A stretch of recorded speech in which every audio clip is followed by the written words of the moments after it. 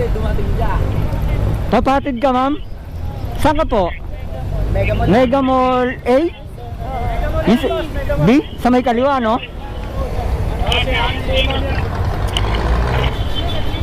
Ano to, ma'am? 120 binabayad lang siya. Ayan si ate sa YouTube. Vlogger to, ma'am. Maswerte si ate. Ay, ganun. Sakay ka na, ma'am?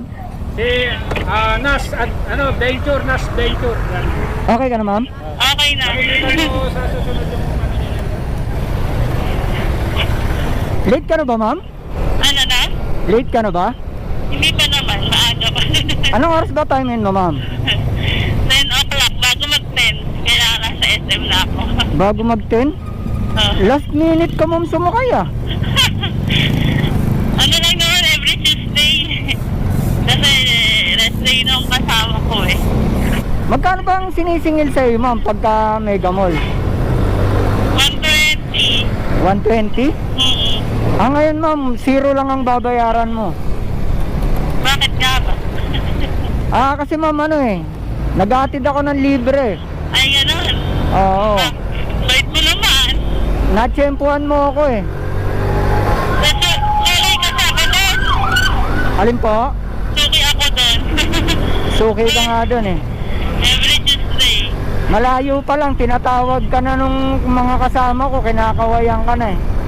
Pag ako natsyempuhan mo, walang bayad. Sana lagi matsyempuhan.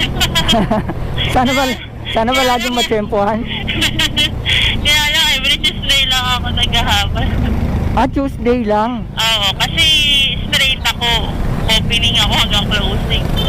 Ay, ganun. Oo. Rest day kasi nung kasama ko pag Tuesday. Ibig sabihin, pag Tuesday, walang maghahatid sa'yo. Tama ba? Wala. Ma'am, pagdating sa may dulo, U-turn tayo sa EDSA, di ba? Oo, tama. Tapos yung nando dun sa kabila, yung building B. Oo. Okay. Saan ka banda rito, ma'am? Doon na lang po yun sa may... May na dyan. Sigurado ka po yan, libre. Oo, ma'am. Ayaw mo ba? Gusto syempre. You're welcome po.